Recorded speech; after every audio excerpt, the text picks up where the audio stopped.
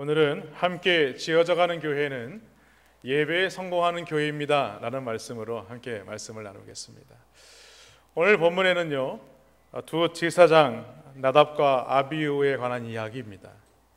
이 두 제사장 나답과 아비후가 하나님의 명령이 아닌 자의로 말미암아서 오히려 하나님으로부터 죽임을 당하는 그런 장면이 기록되고 있습니다. 하나님은 이스라엘 백성들을 이 시내 광야로 인도를 하셨어요. 그리고 그 시내 광야에 도착했을 때에 그들과 언약을 맺게 됩니다. 바로 선민 언약이죠. 이 선민 언약을 맺게 된 그 이유가 있습니다. 왜냐하면 이스라엘 백성들이 그 애굽에서 430년이라는 긴 시간 동안 하나님을 온전히 섬기지 못했다는 거예요. 하나님과의 이 성결함과 이 거룩함과는 거리가 먼 민족이 되고 말았기 때문에 이 선민 언약을 맺고 있다는 것입니다.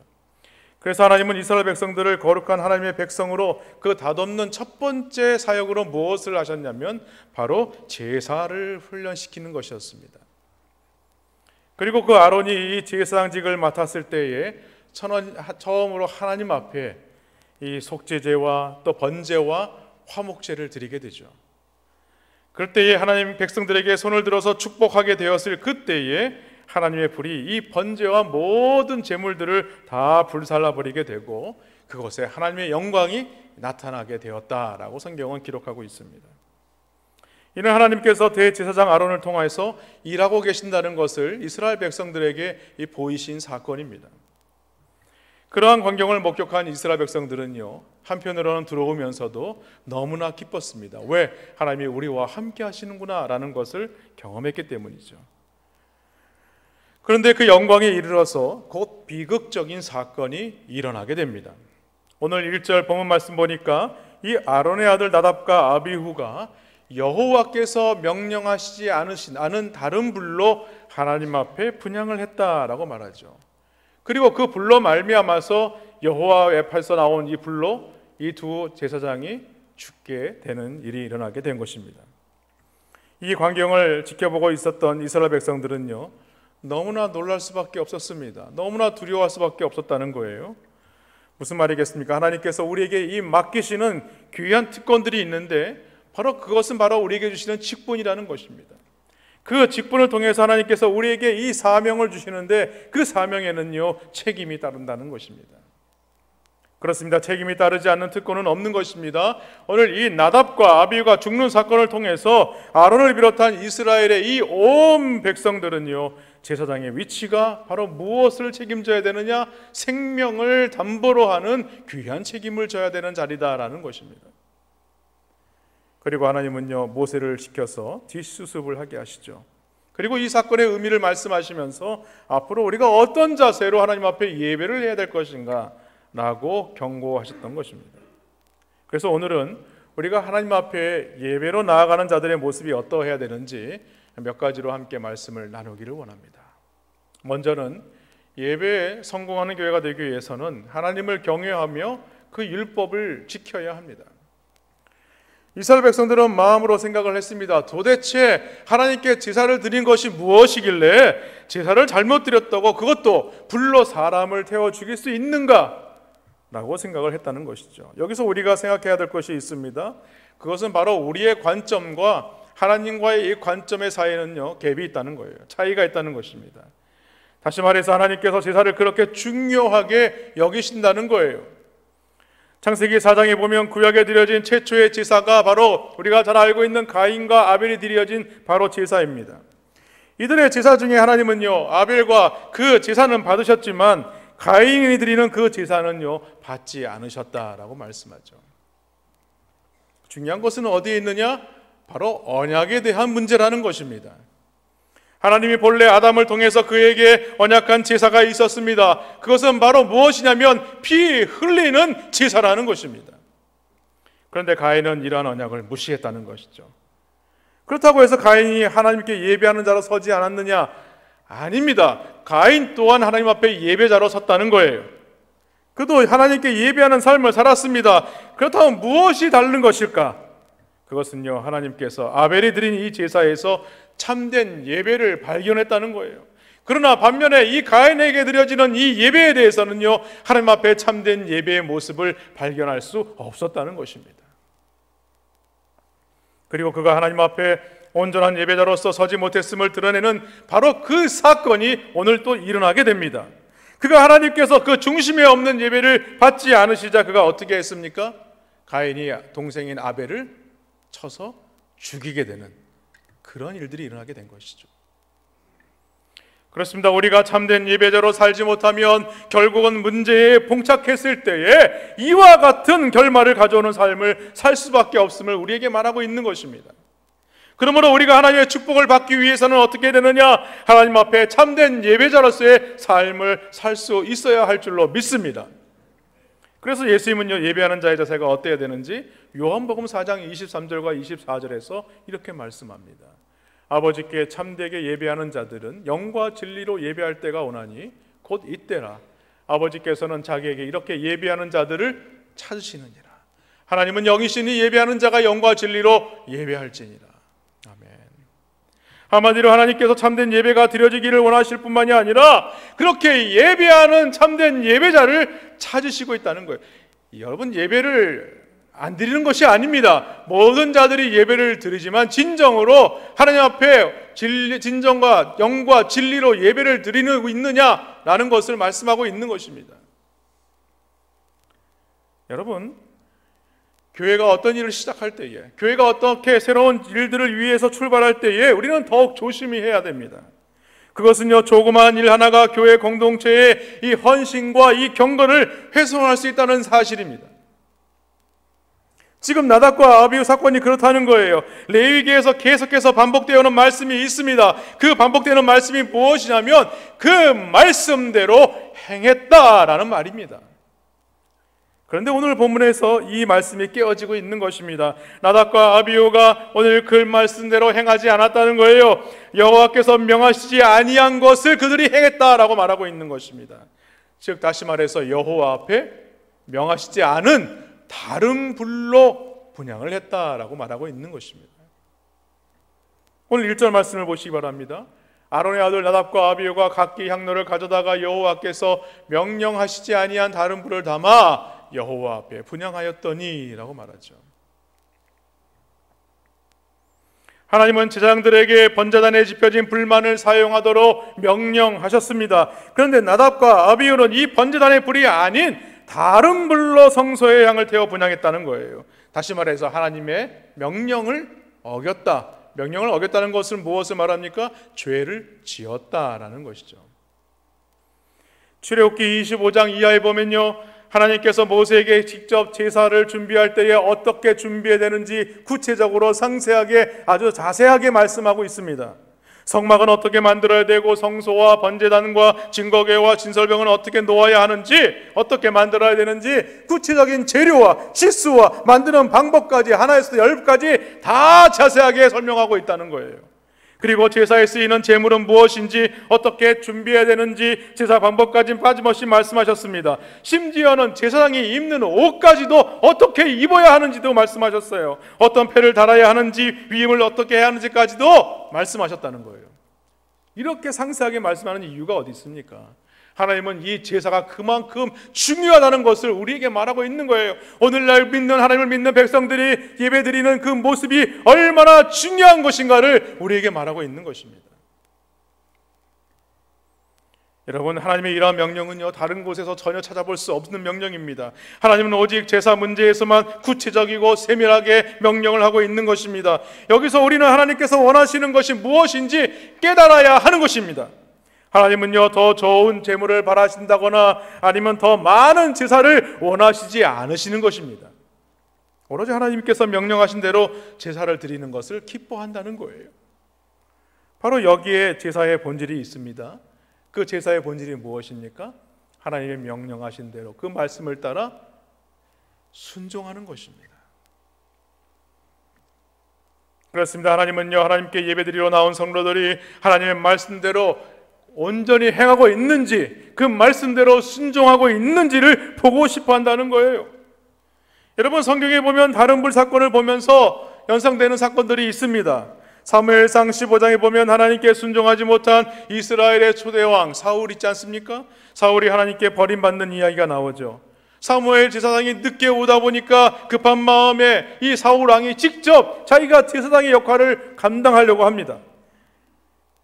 그리고 결국에는 하나님으로부터 버림을 받게 되는 것이죠. 그 이유가 사무엘상 15장 22절에서 이렇게 설명되고 있습니다. 여호와께서 번제와 다른 제사를 그의 목소리를 청정하는 것을 좋아하심같이 좋아하시겠나이까? 순종의 제사보다 낫고 듣는 것이 순양의 기름보다 나으니라고 말하죠. 그렇습니다. 순종 없이 드리는 예배는요, 하나님께서 받으시지 않는다는 거예요. 하나님의 명령은 무엇이냐? 순종하는 것이다 라고 말하고 있는 거예요. 영어로 우리가 제사를 표현한다면요, 우리가 예배를 뭐라고 얘기합니까? 서비스라고 얘기합니다. 이 서비스란 말은요, 하나님을 섬기고 하나님을 봉사한다라는 뜻을 가지고 있습니다. 다시 말해서 하나님을 섬긴다는 말은 무엇이냐? 그 예배의 주인공이 되신 그 주님을 우리가 주인으로 모시는 것입니다. 그리고 그 주인 되신 주님의 말씀을 우리가 순종하는 거예요. 그것이 바로 예배입니다. 이런 실수는 나중에 다윗에게도 반복적으로 나타나게 되죠. 사무엘하 6장에 보면요, 다윗은 아비나답 집에 있는 하나님의 언약궤를 예루살렘으로 옮기려고 합니다. 왜냐하면 하나님의 목궤를 모셨던 이 아비나답의 집이요, 복을 너무 많이 받았어요. 그런데 문제는 언약궤를 옮길 때에 이 다윗이 하나님이 명하신 대로 행하지 않았다는 것입니다. 하나님의 명령은 무엇이냐? 반드시 레위지파 중 고핫 자손이 하나님의 법궤를 어깨에 메고 움직이도록 되어 있었습니다. 그럼에도 불구하고 다윗은요, 그것을 무시하고 어떻게 했느냐? 소가 끄는 술에다가 하나님의 언약궤를 싣고 갔다는 거예요. 결국에는 이 법궤가 낙원의 타작마당에 이르러서 그 소가 뛰는 바람에 그 수레에 실어있던 이 하나님의 법궤가 떨어질 수밖에 없는 상황이 되었어요. 그 떨어지려고 하는 법궤를 누가 잡게 됩니까?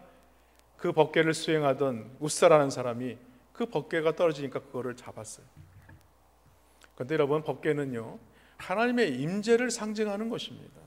하나님의 본질을 말하는 거예요. 그런데 하물며 죄인인 자들이 그 하나님의 법궤에 손을 대었을 때에 어떻게 되겠습니까? 죽을 수밖에 없는 것이죠. 그 자리에서 우사는요, 즉사하게 됐다는 거예요. 결국 그러한 사실을 깨달은 다윗은요, 나중에 하나님의 말씀대로 행하게 됩니다. 말씀대로 행하고 난 다음에 고핫 자손으로 하여금 하나님의 언약궤를 어깨에 메고 그 하나님의 언약궤를 옮기게 되죠. 결국에는요, 그가 언약궤를 옮기는데 성공을 하게 됩니다. 사랑하는 성도 여러분, 하나님께 예배드리는 사람들이 꼭 확인해야 될 것이 있습니다. 그것은요, 지금 이 예배를 받으시는 하나님이 과연 나의 죄인이신가를 고백하고 있느냐는 것입니다. 과연 또 너 하나는요, 하나님의 말씀을 우리는 과연 이 예배 가운데 순종하고 있느냐는 것입니다. 그러므로 우리가 주 앞에 나아갈 때에 겸손한 모습으로 주 앞에 주님이 주인 되심을 고백하는 그런 예배자가 되어야 할 줄로 믿습니다. 둘째로, 예배에 성공하는 교회가 되기 위해서는요, 은혜가 임할 때 더욱 죄를 경계해야 합니다. 나답과 아비후가 놓친 실수가 있습니다. 그것은 무엇이냐면 하나님이 정해놓으신 불이 분명히 있었어요. 그 불이 있음에도 불구하고 이 나답과 아비후는요, 다른 불을 사용했다는 것입니다. 우리가 신앙생활 할 때에 그렇게 생각할 수 있어요. 뭐 이렇게까지 해야 되느냐? 그러나 하나님의 말씀은요, 그렇지 않다는 겁니다. 여기서 우리가 주목해야 할 것이 있습니다. 그것은요, 이들이 범죄한 시점이 언제냐는 거예요. 오늘 우리가 레위기 10장 말씀을 보지만 그 앞장에 보면요, 그 아론이 하나님 앞에 제사를 드릴 때에 놀라운 역사가 일어나게 되죠. 앞에서도 말씀을 드렸지만 제사를 드리고 난 다음에 손을 들어서 많은 이스라엘 백성들을 축복을 합니다. 그때 축복할 때 어떤 역사가 나타나게 되냐면 여호와 앞에서 불이 나오는데 그 제단에 올려져 있는 제물과 물과 모든 것들을 다 불살랐다라고 기록하고 있어요. 그리고 그곳에 하나님의 영광이 나타났다라고 말씀합니다. 그런데 그렇게 기쁘게 연락하셨던 그때에 오늘 이 나답과 아비후가 이런 어려움을 겪게 된 것이죠. 그 말씀이 레위기 9장 23절과 24절 말씀인데요, 읽어드리겠습니다. 모세와 아론이 회막에 들어갔다가 나와서 백성에게 축복하며 여호와의 영광이 온 백성에게 나타나며 불이 여호와 앞에서 나와 제단 위에 번제물과 기름을 사른지라 온 백성이 이를 보고 소리 지르며 엎드렸더라 라고 말하죠. 아론은 백성을 위한 제사를 드린 후에 백성들에게 축복을 했습니다. 제사는요 무엇이냐? 바로 속죄와 하나님과의 관계를 회복하는 것이지만 거기서 멈추지 않았다는 거예요. 이 제사를 통해서 주의 복을 누리는 그런 놀라운 역사도 경험케 하셨다는 것입니다. 이 얘기는 무슨 말씀이겠습니까? 예배는 하나님과의 관계를 회복하는 것이지만 예배를 통하여서 하나님의 축복을 받는 귀한 역사도 일어난다는 것입니다. 그리고 이들에게 하나님의 영광이 임하게 되었죠. 그것을 보여주는 것이 무엇입니까? 주에게서 하나님에게서 불이 나와서 그들이 드린 제물을 사르는 것입니다. 그러나 나답과 아비후는요 하나님의 은혜가 임할 때 무엇을 했느냐? 바로 범죄했다는 것입니다. 이러한 사실에서 알 수 있는 것은요 하나님의 은혜가 임할 때라고 해서 죄가 틈타지 못하는 것이 아니라는 것입니다. 우리가 교회가 새롭게 무엇인가를 출발하고 열심히 힘을 내려고 하면요 분명히 사단은요 그 틈을 노리고 우리를 힘들게 한다는 거예요. 사단은요 오히려 하나님의 은혜가 임할 때 하나님의 백성들의 심령이 평온할 때를 노려서 그들을 넘어뜨리고 죄에 빠지게 만들어버린다는 겁니다. 물론 나답과 아비후가 처음부터 이러진 않았습니다. 그들도 정성껏 하나님 앞에 제사를 드릴 때 규례를 따라서 열심히 했습니다. 그러나 시간이 좀 흐르다 보니까 어떻게 됩니까? 제사에 대해서 깊이 생각하지 않았다는 거예요. 하나님을 깊이 생각하지 않았다는 것은 하나님을 가볍게 여겼다는 거예요. 한마디로 경홀히 여겼다는 것입니다. 어쩌면 이 정도면 괜찮겠지라고 생각했다는 거예요. 아니 이 정도쯤이야 다른 불을 붙여도 뭐가 문제가 되겠어 라고 생각을 했다는 겁니다. 이들이 이와 같은 제사를 드리게 된 원인이 무엇입니까? 제사를 형식적으로 생각했다는 거예요.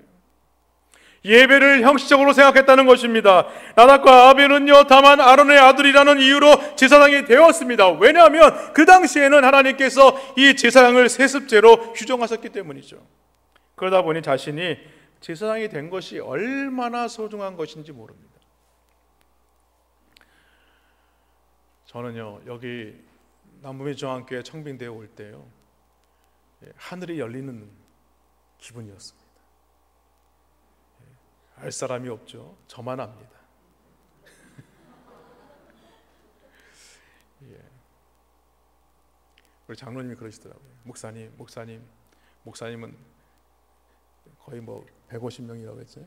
네, 150대리로 왔습니다. 그러더라고요. 그래서 저는 생각했어요. 주여, 저를 불쌍히 여겨주시옵소서. 그런데 오늘 나답과 아비후는요 이 세습제 때문에 자신이 제사장이 된 것을 얼마나 소중한 것으로 여기지 못했다는 거예요. 하나님 앞에서 집례한다는 것이 얼마나 감격스러운 일인가 마음 깊숙이 느끼지 못했다는 것입니다. 그래서 결국은요 형식적인 제사가 되고 말았다는 거예요. 오늘날 많은 그리스도인들은요 하나님 앞에서 형식적으로 예배를 드립니다. 하나님은 시편 50편 23절에서 이렇게 말씀합니다. 감사로 제사를 드리는 자가 나를 영화롭게 하나니 그의 행위로 옳게 하는 자에게 내가 하나님의 구원을 보이리라. 그렇습니다. 감사로 제사를 드리는 자들을 통하여서 하나님의 구원의 역사를 보이시겠다고 말씀하고 있는 것입니다. 사랑하는 성도 여러분, 우리는요 하나님께 수없이 많은 예배를 드립니다. 예배는요 하나님을 향한 당연한 우리의 의무임과 동시에 하나님의 이 축복과 은총을 체험하게 되는 최대의 통로라는 사실을 믿으시기를 바랍니다. 그런데 만약 이런 예배를요 우리가 형식적으로만 드린다면 어떻게 되겠습니까? 그 예배를 과연 하나님이 기뻐하시겠느냐는 거예요. 왜냐하면 하나님은요 마른 여김을 받지 않으신 분입니다. 그러므로 우리는 하나님을 예배할 때에 신령과 진리로 예배하는 삶을 살아야 하는 것입니다. 우리의 몸을 하나님이 기뻐하시는 산 제사로 드리는 자가 될 수 있어야 하는 것입니다. 그럴 때 하나님께서 그 예배를 받으시는 거예요. 그 예배를 받으심으로 말미암아서 오늘 하나님께서 감사로 제사 드리는 이 모든 이들에게 하나님의 구원을 선포한다. 이 얘기는 무엇이냐면 그 부르신 자들을 통하여 하나님이 놀라운 축복을 부어주시겠다 이 얘기입니다. 또 하나는 뭐냐면요 우리가 제사를 드릴 때 예배를 드릴 때 습관적인 것이 있습니다.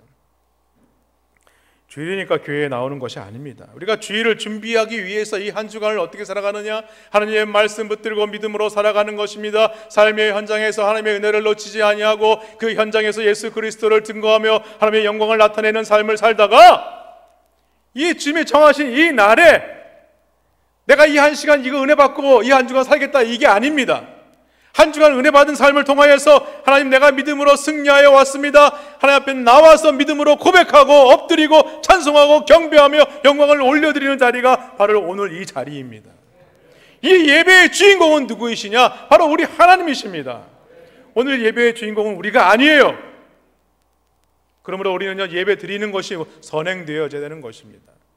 우리가 축복받는 게 선행되는 조건이 아닙니다. 그러므로 우리는요, 예배를 드릴 때에 중심으로 드려야 됩니다. 마음을 다하고 정성을 다하고 뜻을 다하고 힘을 다해서 하나님 앞에 예배 드려야 되는 거예요. 몸은 여기 와 있는데 생각은 딴 데 가 있는 거예요. 집에 가 있는 거예요. 가게 가 있는 거예요. 만날 사람을 생각해요. 집에 가면 뭘 먹을까? 집에 가서 점심을 뭘 해서 먹어야 될까? 오늘 누구를 만나기로 했는데 누구랑 만나면 뭘 해야 될까? 몸은 여기에 와 있는데 생각은 딴 데 가 있는 겁니다. 그러면 그걸 하나님이 모르실까요? 하나님은요, 우리의 멀리서도 우리의 안고 일어섬을 잘 아시는 분이십니다. 우리의 마음을 살펴보시는 분입니다. 우리의 모든 것을 익히 아시는 분이십니다. 우리가 말하지 않아도 이미 다 알고 계시는 분이세요. 그러므로 우리는 마음을 다해서 예배를 드려야 되는 것입니다. 그렇습니다. 하나님의 은혜가 임할 때에 우리는 어떻게 해야 되느냐? 그때에 더욱 죄가 틈탈 수 있다는 사실을 기억해서 더 하나님을 간절히 찾고 구해야 되는 것입니다. 이제는 안전해, 이제 평안해, 뭐가 문제가 있어? 나는 그 순간에 마귀가 틈을 타는 겁니다. 우리로 하여금 하나님의 말씀 가운데 거하지 못하게 하고 마음이 분분하게 하고 교회가 힘들어하게 하는 일들이 생겨나게 된다는 거예요. 그럴수록 우리는 하나님 앞에 마음을 다해서 주님 앞에 예배하는 삶을 살아야 하는 것입니다. 마지막으로 예배에 성공하는 교회가 되기 위해서는 어떻게 되느냐? 말씀을 지킴으로 하나님께 영광을 돌려야 하는 것입니다. 오늘 3절 말씀 보시기 바랍니다. 모세가 아론에게 이르되 이는 여호와의 말씀이라 이르시기를 나는 나를 가까이 하는 자 중에서 내 거룩함을 나타내겠고 온 백성 앞에서 내 영광을 나타내리라 하셨느니라. 아론이 잠잠하니 라고 말하죠. 오늘날 하나님의 부르심을 받은 모든 백성들은요, 왕같은 제사장인들입니다. 그렇다 그러면 그러한 자들이 하나님 앞에 어떠한 제사로, 어떠한 예배자로 서야 하느냐라는 거예요. 즉 하나님이 거룩하다는 것을 여실히 보여줘야 된다는 것입니다. 그래야 자신이 거룩해야 하나님을 만날 수 있다는 거예요. 그 거룩의 근원이 누구신가를 우리는 깨닫고 우리 또한 그런 삶을 살 수 있어야 한다는 것입니다. 사랑하는 여러분, 여러분은요 과연 왕같은 제사장으로 이러한 사명을 올바로 감당하고 있느냐는 거예요. 아니면 나답과 아비후와 같이 하나님의 영광을 가리우는 그런 잘못된 삶을 살고 있지 않느냐는 거예요. 다시 말해서 우리 주위에 있는 모든 사람들이, 세상 사람들이 나를 통하여 하나님의 영광을 돌리는 삶을 살아가고 있느냐, 살게 하고 있느냐라는 거예요. 왜 그렇습니까? 세상 사람들은요 하나님의 말씀을 믿지 않습니다. 성경을 읽지도 않아요. 성경의 내용이 무엇인지 잘 몰라요. 그들은요 성경 대신에 무엇을 보고 예수를 믿게 됩니까? 바로 우리의 행실을 보고, 예수 그리스도를 믿는 자들의 행실을 보고 하나님을 평가합니다. 왜 그렇습니까? 예수 믿는 사람들이 말씀 가운데, 믿음 가운데 살지 못하면, 올바로 살지 못하면 세상 사람들은 손가락질합니다. 저러니. 그게 아니라 예수 믿는 사람들을 보면서 역시 저 사람은 그리스도인이야, 역시 저분은 예수를 믿는 사람이야. 그래야 하나님의 영광이 올려지는 것입니다. 우리는 하나님께 대한 불순종이 단순히 나의 죄로만 끝나는 것이 아닙니다. 그것은 다른 많은 사람들까지 하나님과 원수되게 만들어버리는 그런 일들이 일어날 수 있다는 것을 이루는 있어서는 안 되는 것입니다. 그들을 지옥으로 내모는 그런 삶을 살아서는 안 된다는 거예요. 우리는 비록 나답과 아비후와의 경우와 같이 우리의 범죄에 대해서 하나님으로부터 즉각적인 심판을 당하지는 않는다 할지라도 이와 같이 하나님의 말씀을 어기고 그의 영광을 훼손하는 범죄가 하나님의 주범한 심판을 면치 못하는 중대한 범죄라는 사실을 잊지 말아야 하는 것입니다. 오늘 나답과 아비후가 죽음으로써 모든 사람들은요 큰 두려움에 휩싸이게 됩니다. 그러나 더 충격을 받은 사람은요 누구이겠습니까? 바로 두 아들의 아버지 아론이지 않겠어요? 그러나 모세는 태연하게 말을 합니다. 이러한 고통을 당하고 마음을 진정시키지 못한 가족에게 가장 큰 위로를 줄 수 있는 말이 무엇이냐? 그것은 바로 하나님의 말씀밖에 없는 것입니다. 모세는 아론에게 이렇게 얘기합니다. 이는 여호와의 말씀이니라. 하나님의 말씀의 내용은 무엇이냐? 하나님을 가까이 하는 제사장은 정확한 지시에 따라서 거룩한 예배를 드려야 하고 온 백성 앞에서 하나님의 영광을 나타내어야 한다라는 말씀입니다. 3절 끝부분에 나오는 말씀 보니까 아론이 어떻습니까? 잠잠하니라고 얘기하죠. 아론은요 자기 아들들이 죽었다는 그 문제를 볼 때에는 너무나 가슴이 답답하고 힘들고 어렵지만 그러나 아무 말도 할 수 없었습니다. 왜냐하면 자기 아들들이 하나님 앞에서 행한 죄가 어떤 것인지를 너무나도 잘 알았기 때문입니다. 아론이 하나님의 주권과 공의를 인정하고 자신을 쳐서 복종하는 참된 신앙의 자세를 지금 보여주고 있는 것입니다. 그는 결코 하나님을 불평하고 원망하지 않았습니다. 하나님 왜 두 아들을 지상으로 세워놓고서는 왜 두 아들을 갑자기 불러 태워서 죽이는 것이겠습니까? 라고 불평하지 않았어요. 무슨 말씀이겠습니까? 성도들의 감당할 수 없는 만큼 큰 시련과 고난이 다가온다고 할지라도 성도는요 그러한 상황이 온다 할지라도 결코 하나님을 원망해서는 안 된다는 거예요. 그러한 시련 속에서 내포된 하나님의 뜻을 우리는 발견할 수 있어야 하는 것입니다. 더욱더 겸손한 신앙의 자세를 가지고 하나님 앞에 나와야 하는 것입니다. 야고보서 1장 2절로 4절 말씀해 보니까 이렇게 말씀합니다. 내 형제들아 너희가 여러 가지 시험을 당하거든 온전히 기쁘게 여기라. 이는 너희 믿음의 시련이 인내를 만들어 내는 줄 너희가 알미라. 인내를 온전히 이루라. 이는 너희로 온전하고 구비하여 조금 더 부족함이 없게 하려 함이라 라고 말씀하시죠. 여러분 특히 교회의 리더들은요 하나님 앞에서 참된 예배자의 모습을 보여주어야 합니다. 목회자인 저도 마찬가지죠. 당연히 마찬가지입니다. 어쩌면 저는요 더 해야 될지 모르겠습니다. 진정으로 교회 공동체의 영적인 지도자라면요 더더욱 자기 자신을 하나님의 말씀에 조명하여서 믿음의 본을 보이는 그 자리에 서야 하는 것입니다. 늘 주 안에서 어떤 존재로 서야 할지를 우리는 두렵고 떨리는 자세로 나아가야 하는 것이죠. 만약에 구약의 상황으로 만약에 도대로 가서 만약에 우리가 주 앞에 서게 된다면 우리가 온전한 예배자로 서지 못할 경우에 아마 그런 불들이 우리 가운데 막 임한다 그러면 과연 누가 하나님 앞에 세움을 받겠습니까? 뿐만 아닙니다. 영적인 지도자로서 자질과 함께 우리는요 우리의 개인의 문제나 가정의 문제와 연관될 수 있음을 우리는 기억해야 하는 것입니다. 특히 아내나 자녀들의 문제를 우리는 가벼이 여겨서는 안 되는 거예요. 왜 그렇습니까? 우리가 성경에 보면요 그 엘리 지사장에게 일어났던 일들을 우리는 너무나도 잘 알고 있기 때문입니다. 이 사건은요 아론과 그 아들들이 하나님 앞에서 첫 제사를 드리는 시기에 벌어진 사건이라고 했습니다. 다시 말해서 이는요 그들만의 문제가 아니라는 거예요. 이스라엘 전체와 관련된 문제라는 것입니다. 그들의 행동은요 개인의 문제가 아니었습니다. 그래서 오늘 6절에서 이렇게 말하고 있는 거예요. 아론과 그의 아들 엘르아살과 이다말에게 이르되 너희는 머리를 풀거나 옷을 찢지 말라. 머리를 풀거나 옷을 찢는 것은 무엇을 말합니까? 그 죽음을 애통하는 거예요. 장례를 치를 때에 그런 마음의 표현을 나타내는 것입니다. 그런데 그런 장례 표현을 드러내지 말라는 것입니다. 왜? 그것이 온전한 죽음이 아니기 때문이라는 거예요. 그리고 그 온전한 죽음으로서만 끝나는 것이 아니라 문제는 무엇이냐? 너희들이 그것을 그렇게 행한다면 이 공동체에도 그런 동일한 어려움이 있게 된다는 것을 말하는 것입니다. 얼마나 무서운 얘기입니까? 교회 공동체 안에서 우리가 예배자로서 잘못된 것을 볼 때에는요 그것을 바로 잡아주는 것이 중요합니다. 그것을 두둔하거나 그것이 맞다거나 해서는 안 된다는 거예요. 왜냐하면 우리 공동체에게도 더 어려움을 겪을 수 있다는 것을 오늘 하나님은 우리에게 말씀하고 있는 것입니다.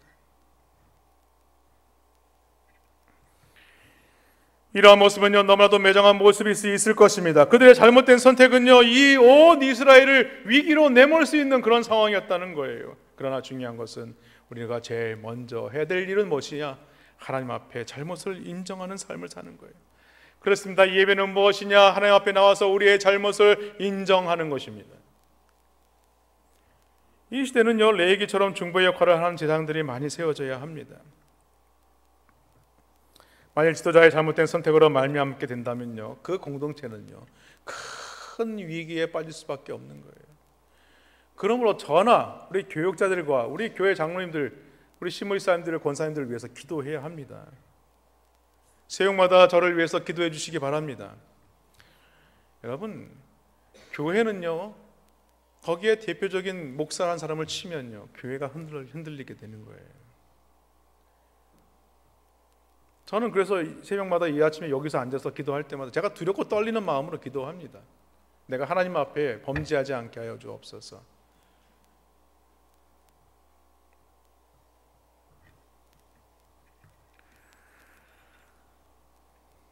말씀을 맺습니다. 오늘 우리는 본문을 보면서 잘못 드린 예배에 대한 하나님의 징계로 이 나답과 아비후를 불러 태우신 장면을 보았습니다. 그것은요, 하나님은요, 이스라엘 백성들의 죄를 용서하기 위해서, 그들에게 축복을 주시기 위해서 이 제사 제도를 마련하신 것이었어요. 그런데 오히려 여호와 앞에서 나온 불은요, 번제단의 제물을 불사른 것이 아니라 오늘 제사를 드리는 이 나답과 아비후를 불사르고 있다는 거예요. 우리는 여기서 두려운 마음으로 이 말씀을 들어야 하는 것입니다. 하나님께서 제사 제도를 마련하신 것이 우리를 용서하며 축복을 주시기 위함인데, 오히려 이 불이 저주와 심판의 불이 태고 있다는 것입니다. 그러므로 우리는 예배 현장에 나와 있는 것으로 만족해서는 안 되는 것입니다. 말씀에 순종하고 있는지, 내가 있는 것이 어디 있는지 그곳에서 하나님의 말씀대로 살아가는 그런 인생이 되어야 하는 것입니다. 하나님 앞에 경건한 예배를 놓치고 있지는 않는지 늘 우리의 자신을 하나님의 말씀 앞에 조명해야 하는 것입니다. 조명, 비춰봐야 한다는 거예요.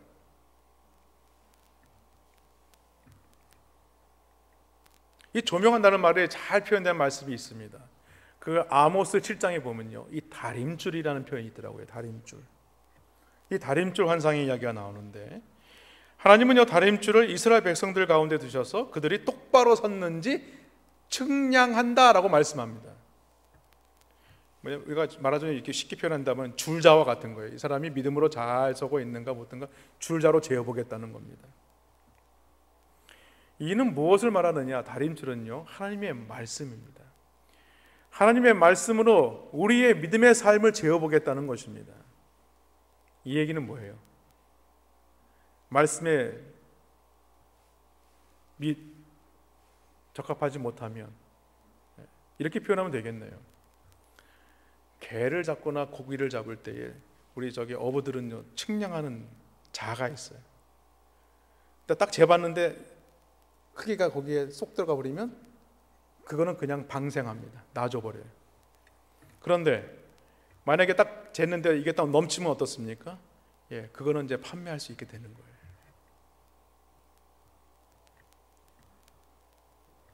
이스라엘 백성들이 가장 풍요한 때에 심판의 길을 걷게 된 이유가 무엇인가를 말씀합니다. 아모스 7장에 보면요, 그들이 이 심판의 길을 걷게 된 가장 큰 이유가 무엇이냐면 하나님의 말씀을 무시했다는 거예요. 그래서 하나님은요, 다림줄을 가지고 이 하나님의 말씀에 대한 그들의 태도를 오늘 측량하고 있는 것입니다. 그렇습니다. 말씀은요, 언약 백성의 절대적인 삶의 표준이 되어야 할 줄로 믿습니다. 말씀을 놓치지 말아야 됩니다. 말씀이 가라고 하면 말씀대로 가야 되는 겁니다. 말씀이 멈추라 하면 그 말씀을 붙들고 멈춰야 하는 것입니다. 예수님께서 베드로에게 뭐라고 말씀합니까? 깊은 곳에 가서 그물을 내려라. 그때 그가 뭐라고 얘기합니까? 주님, 내가 말씀을 의지해서 깊은 곳에 그물을 내리리이다 라고 고백을 하죠. 이 말은 무엇을 말합니까? 우리가 하나님의 말씀에 순종했을 때에 놀라운 축복을 받게 된다는 겁니다. 그렇습니다. 예배의 성공자가 되기 위해서는 우리는 상시로 하나님의 말씀을 우리의 삶에 측량해 보아야 하는 것입니다. 참된 예배자에게 주시는 하나님의 은혜와 축복이 무엇인지 그 말씀을 통하여서 날마다 제어배우는 그런 복된 인생이 되시기를 주님의 이름으로 간절히 축원합니다.